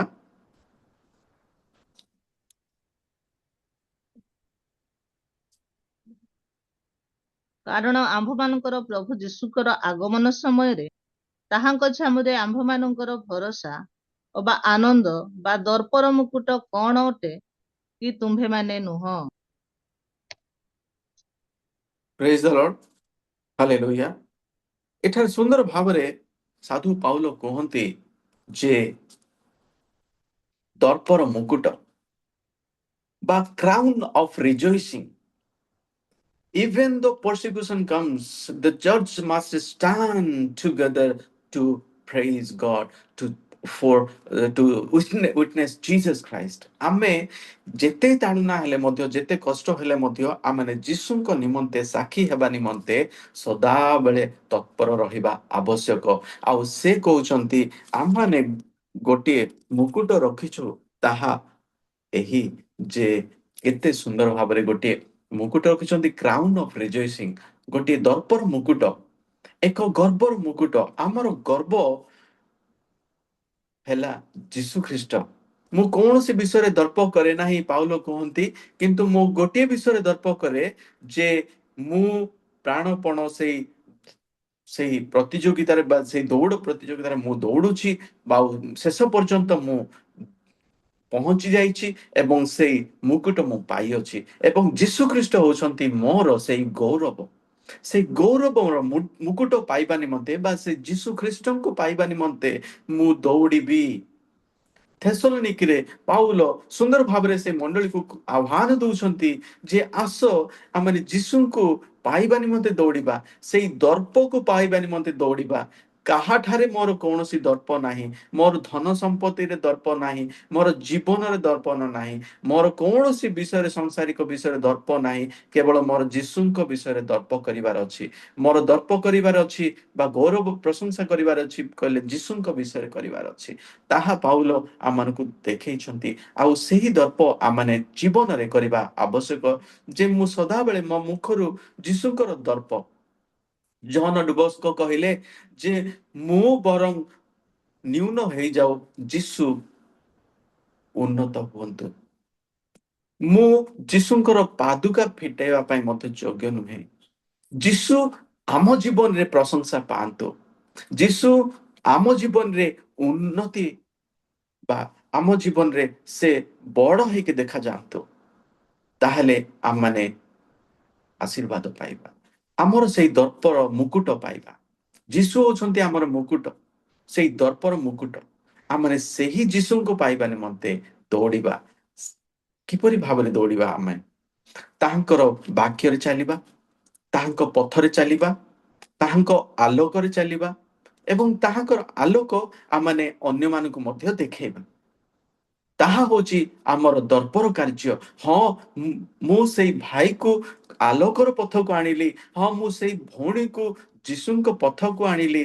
ଆଉ ସେତେବେଳେ ଯୀଶୁ କହିବେ ବିଶ୍ୱସ୍ତ ଏବଂ ଉତ୍ତମ ଦାସ, ଆସ ମୁଁ ତୁମ ନିମନ୍ତେ ଏକ ମୁକୁଟ ପ୍ରସ୍ତୁତ କରିଅଛି ଏବଂ ମୋହର ଦକ୍ଷିଣ ପାର୍ଶ୍ୱରେ ଉପବେଶନ କର।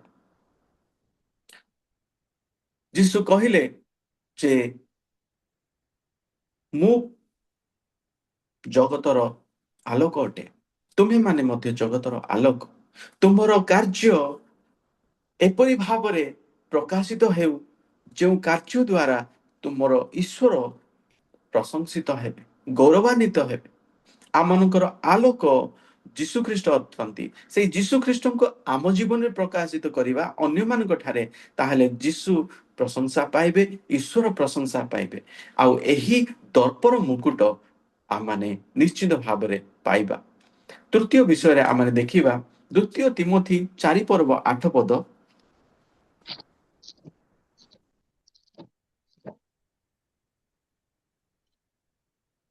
ଅଦ୍ୟାବଧି ମୋ ନିମନ୍ତେ ଧାର୍ମିକତାର ମୁକୁଟ ରଖାଯାଇଅଛି, ତାହା ସେହି ମହାଦିନରେ ନ୍ୟାୟବାନ ବିଚାରକର୍ତ୍ତା ପ୍ରଭୁ ମୋତେ ଦେବେ।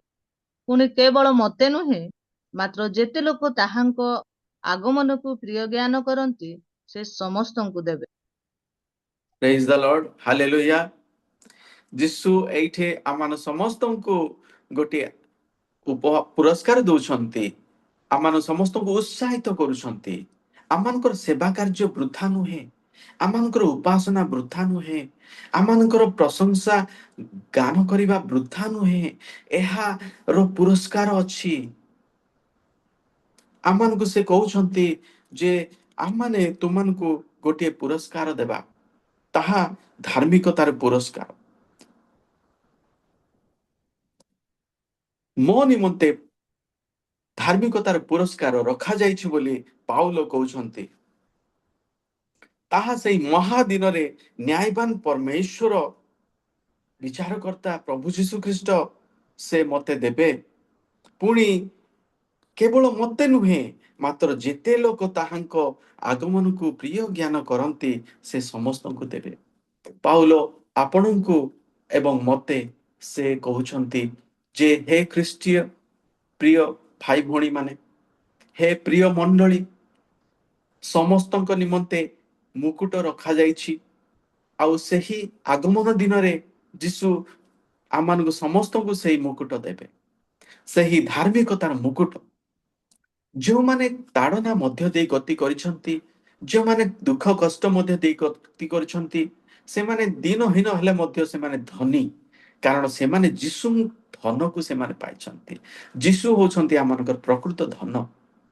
ସମସ୍ତ ସଂସାର ଲାଭ କରି ଯଦି ଆମର ଆତ୍ମା ହରେଇବା, ତାହେଲେ କି ଲାଭ? ଯୀଶୁ କୁହନ୍ତି। ତାର ଅର୍ଥ, ଆମେ ଯଦି ସମସ୍ତ ବିଷୟ ପାଇକି ଆମେ ପରିତ୍ରାଣ ହରେଇବା, ଆମେ ଯୀଶୁଙ୍କୁ ହରେଇବା, କିଛି ଲାଭ ନାହିଁ। ଆମେ ବରଂ ଦରିଦ୍ର ହଉ, କିନ୍ତୁ ଯୀଶୁ ଧନ ଆମର ସଞ୍ଚିତ ଭାବରେ ଥାଆନ୍ତୁ ଆମ ହୃଦୟରେ, ତାହା ହଉଛି ବଡ କଥା। ଆମମାନଙ୍କର ଆତ୍ମା ଲାଭ ପାଇବ, ଆମମାନଙ୍କର ମୁକୁଟ ଆମମାନେ ପାଇବା।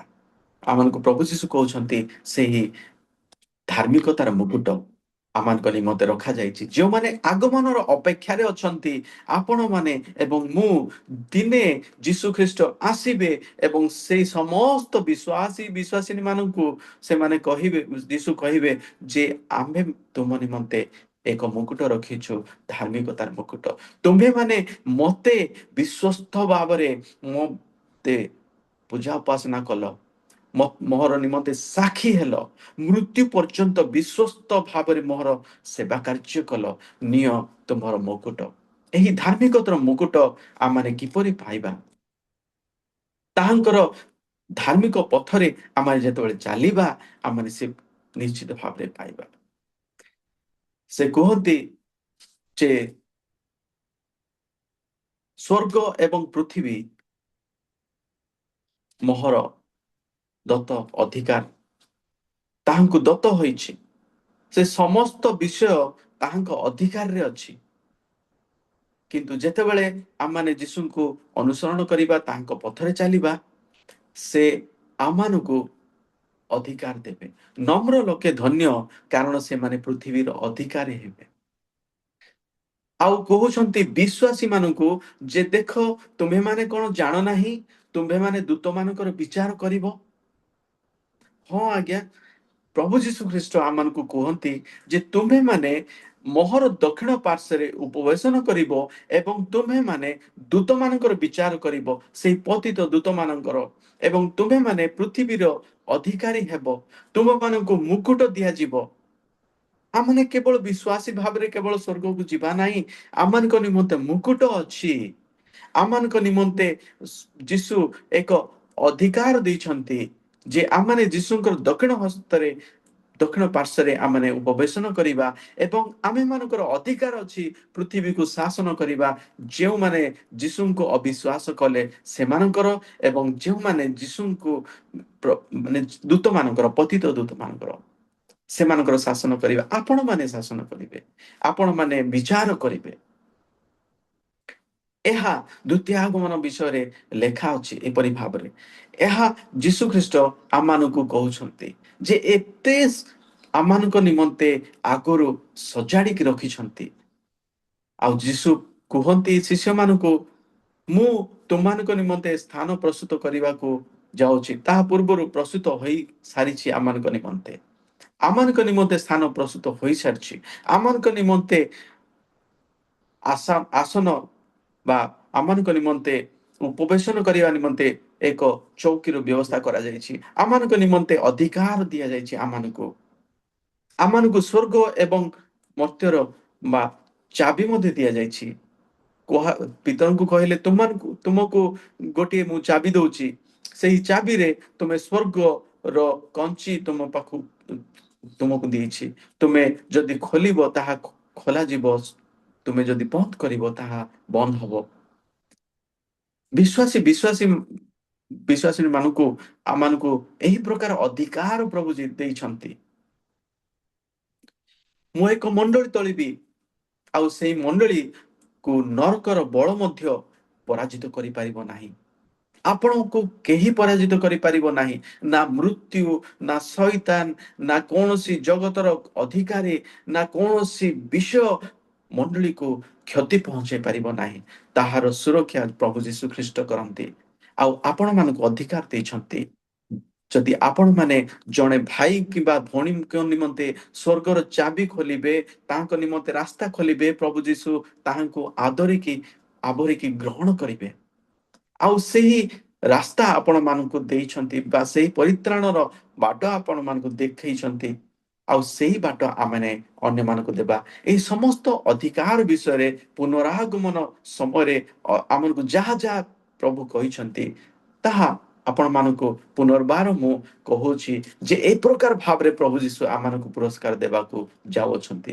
ହେ ଖ୍ରୀଷ୍ଟୀୟ ମଣ୍ଡଳୀ, ପ୍ରଭୁ ଆପଣମାନଙ୍କୁ ବହୁଳ ଭାବରେ ଆଶୀର୍ବାଦ କରନ୍ତୁ ଏବଂ ବହୁଳ ଭାବରେ ବ୍ୟବହାର କରନ୍ତୁ, ଯେ ଆପଣମାନେ ଭୁଲନ୍ତୁ ନାହିଁ କେବଳ ଆମମାନଙ୍କୁ ପରିତ୍ରାଣ ମିଳିବ, ସେପରି ନୁହେଁ, ଆମମାନଙ୍କୁ ଅଧିକାର ମଧ୍ୟ ମିଳିବ, ଆପଣମାନଙ୍କୁ ମୁକୁଟ ମଧ୍ୟ ମିଳିବ। ଚତୁର୍ଥ ମୁକୁଟ ଆମେ ଦେଖିବା,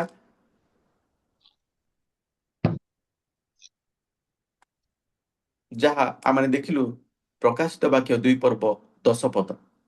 ସେଇଠି ଆମମାନଙ୍କର ଜୀବନ ରୂପ ମୁକୁଟ ମିଳିବ। ସେଇ ଜୀବନ ରୂପ ମୁକୁଟ ଆମେ କିପରି ଭାବରେ ପାଇବା? ଯେଉଁମାନେ ଯୀଶୁଙ୍କୁ ବିଶ୍ୱାସ କଲେ, ଯେଉଁମାନେ ଯୀଶୁଙ୍କୁ ଗ୍ରହଣ କଲେ ଏବଂ ଯେଉଁମାନେ ଯୀଶୁଙ୍କୁ ବିଶ୍ୱସ୍ତ ଭାବରେ ଶେଷ ନିଶ୍ୱାସ ପର୍ଯ୍ୟନ୍ତ ସାକ୍ଷୀ ହେଲେ, ସେହିମାନଙ୍କୁ ପ୍ରଭୁ ଏହି ମୁକୁଟ ଦଉଛନ୍ତି ପ୍ରକାଶିତ ବାକ୍ୟରେ। ଆଉ ତାହା ଜୀବନ, ସେଇ ଜୀବନ 2 ପର୍ବ 11 ପଦରେ ଆମେ ଯଦି ଦେଖିବା, ଆହୁରି ସୁନ୍ଦର ଭାବରେ ଲେଖା ଅଛି, ଦୟାକରି ପଢିବେ। ମଣ୍ଡଳୀଗଣକୁ ଆତ୍ମା କଣ କହନ୍ତି? ଯାହାର କର୍ଣ୍ଣ ଅଛି ସେ ତାହା ଶୁଣୁ। ଯେ ଜୟ କରେ ସେ ଦ୍ୱିତୀୟ ମୃତ୍ୟୁ ଦ୍ୱାରା କୌଣସି ପ୍ରକାରେ କ୍ଷତିଗ୍ରସ୍ତ ହେବ ନାହିଁ। ହାଲେଲୁୟା, ପ୍ରେଜ୍ ଦ ଲର୍ଡ। ପ୍ରଭୁ ଯୀଶୁ ଖ୍ରୀଷ୍ଟ ଆମମାନଙ୍କୁ ସେହି ଅନନ୍ତ ଜୀବନ ବିଷୟରେ କହୁଛନ୍ତି। ସେଇ ଦ୍ୱିତୀୟ ମୃତ୍ୟୁ ତାହାକୁ ସ୍ପର୍ଶ କରିବ ନାହିଁ। ଯେ ବିଶ୍ୱସ୍ତ ଭାବରେ ଯୀଶୁଙ୍କର ସେବା କାର୍ଯ୍ୟ କରେ, ଯେ ବିଶ୍ୱସ୍ତ ଭାବରେ ଯୀଶୁଙ୍କୁ ବିଶ୍ୱାସ କରେ, ଯେ ବିଶ୍ୱସ୍ତ ଭାବରେ ଯୀଶୁଙ୍କ ପଥରେ ଚାଲେ, ଯେ ବିଶ୍ୱସ୍ତ ଭାବରେ ତାଙ୍କର ସାକ୍ଷୀ ହୁଏ ଶେଷ ନିଶ୍ୱାସ ପର୍ଯ୍ୟନ୍ତ, ସେ ଜୟ କରିବ। ସେ ନିଶ୍ଚିତ ଭାବରେ ଜୟ କରିବ। ତାହାକୁ ଦ୍ୱିତୀୟ ମୃତ୍ୟୁର କୌଣସି ଭାବରେ ତାହାକୁ ଛୁଇଁ ପାରିବ ନାହିଁ। ଆମମାନଙ୍କୁ ଅନନ୍ତ ଜୀବନ ମିଳିବ। ଏହି ଜୀବନର ମୁକୁଟ ବିଷୟରେ ପାଉଲ ଆମମାନଙ୍କୁ କହିଛନ୍ତି। ସେଇଥିପାଇଁ ଆମମାନଙ୍କୁ ଧୈର୍ଯ୍ୟ ରହିବାକୁ ପଡିବ। ଧୈର୍ଯ୍ୟ ନହେଲେ ଆମମାନଙ୍କୁ ସେଇ ମୁକୁଟ ମିଳିବ ନାହିଁ। ଧୈର୍ଯ୍ୟ ଆମମାନଙ୍କର ସେହି ମୁକୁଟ ଦେବାରେ ସାହାଯ୍ୟ କରିବ। କିପରି ଭାବରେ ଧୈର୍ଯ୍ୟଶୀଳ ହେବା, କିପରି ଭାବରେ ଶେଷ ପର୍ଯ୍ୟନ୍ତ ଆମେ ଈଶ୍ୱରଙ୍କର ବିଷୟରେ ବା ଈଶ୍ୱର କୈନ୍ଦ୍ରିକ ଜୀବନ ଯାପନ କରିବା, ଖ୍ରୀଷ୍ଟ କୈନ୍ଦ୍ରିକ ଜୀବନ ଯାପନ କରିବା, ଆମର ଲକ୍ଷ୍ୟ ସ୍ଥଳକୁ ଭୁଲିବା ନାହିଁ। ଲକ୍ଷ୍ୟ ସ୍ଥଳରୁ ଏପଟେ ସେପଟେ ଯଦି ହେଲେ ସେଇ ମୁକୁଟ ପାଇବାରେ ଆମେ ବିଫଳ ହୋଇଯିବା। କିନ୍ତୁ ଲକ୍ଷ୍ୟ ସ୍ଥଳକୁ ପହଞ୍ଚିବା ନିମନ୍ତେ ଆମେ ଏକ ଲକ୍ଷ୍ୟରେ ଦୌଡ଼ିବାକୁ ପଡ଼ିବ। ଯଦି ଆମେ ପଛକୁ ବୁଲିକି ଯଦି ଦେଖିବା ଆଉ ଏପଟେ ସେପଟେ ବୁଲିବା, ତାହେଲେ ସେଇ ଲକ୍ଷ୍ୟ ସ୍ଥଳରେ ଆମେ ପହଞ୍ଚି ପାରିବା ନାହିଁ। ମୋର ଖ୍ରୀଷ୍ଟୀୟ ପ୍ରିୟ ଭାଇ ଭଉଣୀ ମାନେ, ଆପଣମାନେ ଜାଣନ୍ତି ଯେ ଲୋଟଙ୍କ ସ୍ତ୍ରୀ କିପରି ଭାବରେ ସେ ପଛକୁ ବୁଲିକି ସେ ସଂସାର ବିଷୟରେ ସବୁ ଦେଖିଥିଲା। ତାହାର ସେଇ ସାଂସାରିକ ବିଷୟ ତାହାକୁ ବହୁତ ଆନ୍ଦୋଳନ କରିଥିଲା ତା ହୃଦୟରେ, ଏବଂ ସେ ପଛକୁ ବୁଲିକି ଦେଖିବାରୁ ସେ ସ୍ୱର୍ଗୀୟ ମୁକୁଟ ପାଇବାରେ ସେ ବିଫଳ ହୋଇଥିଲା।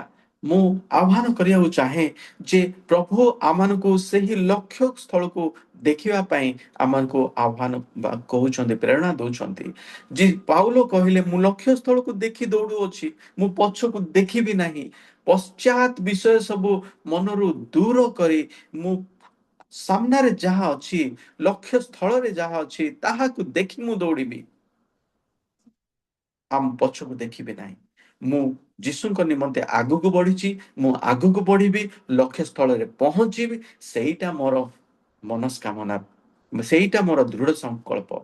ଆଉ ସେଇ ଲକ୍ଷ୍ୟ ସ୍ଥଳରେ ପହଞ୍ଚିବା ପାଇଁ କେତେ ଯେ ବାଧା ବିଘ୍ନ ଆସିବ, କେତେ ଯେ ସାମାଜିକ ବିରୋଧ ଆସିବ, କେତେ ଯେ ପାରିବାରିକ ସମସ୍ୟା ଆସିବ, କେତେ ଯେ ଆର୍ଥିକ ସମସ୍ୟା ଆସିବ, କେତେ ଯେ ଶୈତାନର ତାଡନା ମଧ୍ୟ ଆସିବ, ତାହା ସମସ୍ତ ଘାତ ପ୍ରତିଘାତକୁ ପଛରେ ରଖି ଆଉ ସାମ୍ନାକୁ ଦୌଡ଼ିବା ଏତେ ସହଜ ନୁହଁ। ମୋର ଖ୍ରୀଷ୍ଟୀୟ ଭାଇ ଭଉଣୀ ମାନେ, ଖ୍ରୀଷ୍ଟୀୟ ଜୀବନ ଏତେ ସହଜ ନୁହଁ, ବହୁତ କଷ୍ଟକର ଜୀବନ। ଖ୍ରୀଷ୍ଟୀୟ ଜୀବନ ଏକ କଷ୍ଟସାଧ୍ୟ ପଥ। ଖ୍ରୀଷ୍ଟଙ୍କର ପଥ ଏକ କଷ୍ଟସାଧ୍ୟ ପଥ। ଯୀଶୁ କହିଲେ, ମୋହର ପଥ ସଂକୀର୍ଣ୍ଣ ପଥ, ମୋହର ପଥ କଷ୍ଟର ପଥ, ମୋହର ପଥ ଦୁଃଖର ପଥ। ତୁମ୍ଭେ ଆପଣା କ୍ରୁଶକୁ ବହନ କରି ମୋ ପଛେ ପଛେ ଆସ। ଏହା କଷ୍ଟକର ପଥ ଅଟେ, ଆଉ ମୋହର ପଥ ସଂକୀର୍ଣ୍ଣ ପଥ ଅଟେ। ଓସାରିଆ ପଥ ନୁହେଁ, ବିଳାସ ବ୍ୟସନର ପଥ ନୁହେଁ, ମୋହର ପଥ ସଂକୀର୍ଣ୍ଣ ପଥ। ମୋହର ପଥରେ ଚାଲିବାକୁ ହେଲେ ଆପଣା କ୍ରୁଶ ବହନ କରି ମୋ ପଛରେ ଆସ। ତାହା ଯୀଶୁ ଆମମାନଙ୍କୁ କଣ କହିବାକୁ ଚାହାନ୍ତି? ଯେ କହିବାକୁ ଚାହାନ୍ତି, ମୋ ପଥରେ କଷ୍ଟ ଅଛି ଭାଇ ଭଉଣୀ ମାନେ, ମୋ କଷ୍ଟରେ ଦୁଃଖ ଅଛି, ଆଉ ମୋ ପଥରେ ତାଡନା ଅଛି, ମୋ ପଥରେ ସମସ୍ତ ପ୍ରକାର ବାଧାବିଘ୍ନ ଅଛି। ଯଦି ପାରୁଛ ତାହେଲେ କ୍ରୁଶ ବହନ କରିକି ଚାଲିକି ଆସ। କିନ୍ତୁ ସେ କହୁଛନ୍ତି ପୁରସ୍କାର ଅଛି।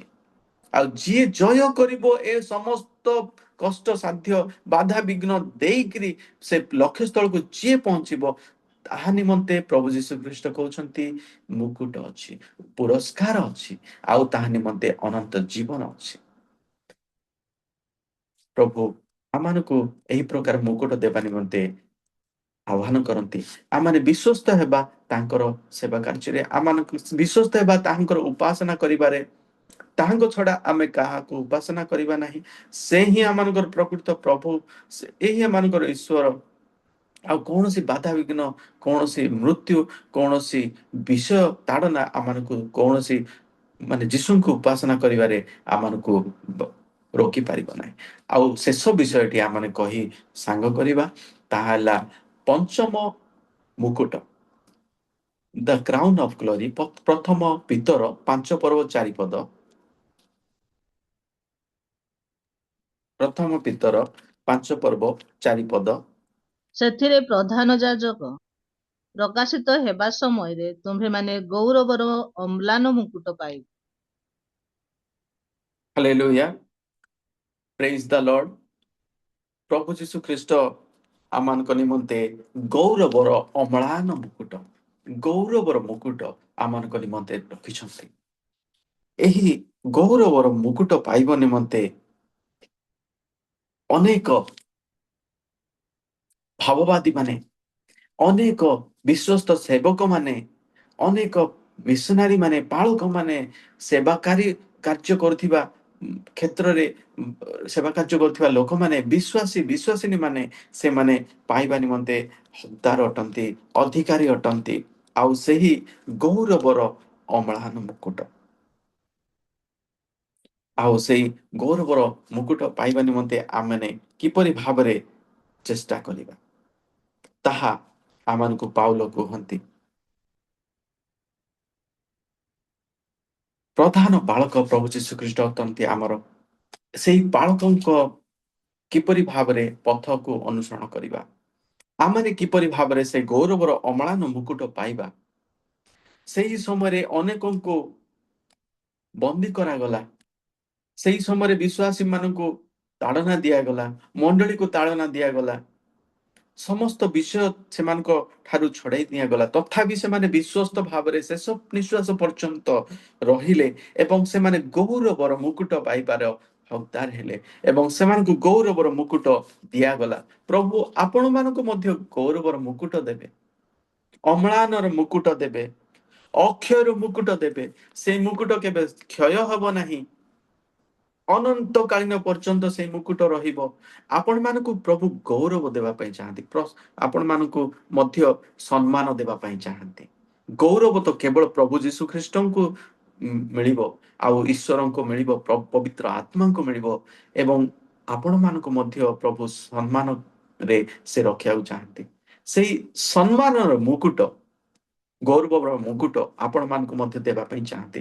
ଏହି 5 ଗୋଟି ମୁକୁଟ ଆପଣମାନଙ୍କୁ ଦେବା ପାଇଁ ଚାହାନ୍ତି, ମଣ୍ଡଳୀକୁ ଦେବା ପାଇଁ ଚାହାନ୍ତି, ବିଶ୍ୱାସୀ ମାନଙ୍କୁ ଦେବା ପାଇଁ ଚାହାନ୍ତି। ଆଉ ତାଙ୍କର ବାକ୍ୟ କେବେ ବିଫଳ ହେବ ନାହିଁ, ତାହା ନିଶ୍ଚିତ ଭାବରେ ସଫଳ ହେବ। ପ୍ରଭୁ ଆସନ୍ତୁ, ଆମମାନଙ୍କୁ ଏହିପରି ଭାବରେ ଆମମାନଙ୍କୁ ଆଗକୁ ଏହି ସେବା କାର୍ଯ୍ୟ କରିବା ନିମନ୍ତେ ଉତ୍ସାହିତ କରନ୍ତୁ ବାକ୍ୟ ମଧ୍ୟରେ। ଆଉ ମାନେ ଶେଷ ନିଶ୍ୱାସ ପର୍ଯ୍ୟନ୍ତ କିପରି ଭାବରେ ବିଶ୍ୱସ୍ତ ସହକାରେ ତାଙ୍କର ସେବା କାର୍ଯ୍ୟ କରିବା, ତାଙ୍କର ଉପାସନା କରିବା, ତାଙ୍କର ପଥ ଦେଇ ଗମନ କରିବା, ତାହେଲେ ଏହି 5 ପ୍ରକାର ଉପହାର ଯେଉଁ ବାଇବଲରେ ଆମମାନଙ୍କୁ ଶିକ୍ଷା ଦିଆଯାଇଛି, ତାହା ଆମେମାନେ ସମସ୍ତେ ପାଇବା। ପ୍ରଭୁ ଆମମାନଙ୍କୁ ସମସ୍ତଙ୍କୁ ଆଶୀର୍ବାଦ କରନ୍ତୁ ଏବଂ ଏହି ରିଏଲ ମିନିଷ୍ଟ୍ରି ଅଫ ଇଣ୍ଡିଆକୁ ବହୁଳ ଭାବରେ ବ୍ୟବହାର କରନ୍ତୁ ତାଙ୍କର ସେବା କାର୍ଯ୍ୟ ନିମନ୍ତେ। ପ୍ରତ୍ୟେକ କାର୍ଯ୍ୟକାରୀ ନିମନ୍ତେ ମୁଁ ପ୍ରାର୍ଥନା କରୁଛି ଏବଂ ସେବା କାର୍ଯ୍ୟରେ ପ୍ରଭୁ ସେମାନଙ୍କୁ ବହୁଳ ଭାବରେ ଆଶୀର୍ବାଦ କରନ୍ତୁ, ସେମାନଙ୍କ ପରିବାରକୁ ଆଶୀର୍ବାଦ କରନ୍ତୁ, ଆଉ ଆପଣମାନଙ୍କର ମିନିଷ୍ଟ୍ରି ପ୍ରଭୁ ଆଗକୁ ଆହୁରି ବର୍ଦ୍ଧିଷ୍ଣୁ କରନ୍ତୁ। ଆଉ ଏଇ ବାକ୍ୟ ମଧ୍ୟ ଦେଇ ଆପଣମାନଙ୍କୁ ପ୍ରଭୁ ଆଶୀର୍ବାଦ କରନ୍ତୁ। ଧନ୍ୟବାଦ।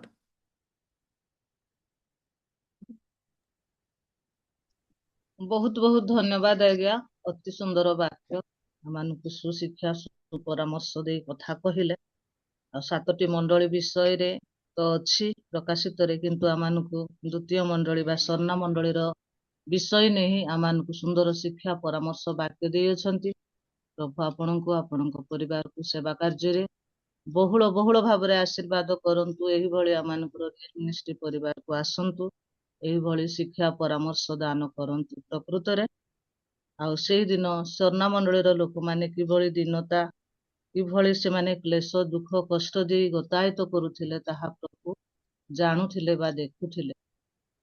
ଆଉ ସେଇ ବିଷୟକୁ ନେଇ ଆପଣ ପୁଙ୍ଖାନୁପୁଙ୍ଖ ଭାବରେ କହିଗଲେ। ସତରେ ଯେଉଁମାନେ ତାଡ଼ନା କ୍ଲେଶ ଦୁଃଖ ଯାତନା ଦେଇ ଗତି କରନ୍ତି, ସେମାନଙ୍କ ପାଇଁ ପ୍ରଭୁ ସେ ମୁକୁଟ ରଖିଅଛନ୍ତି।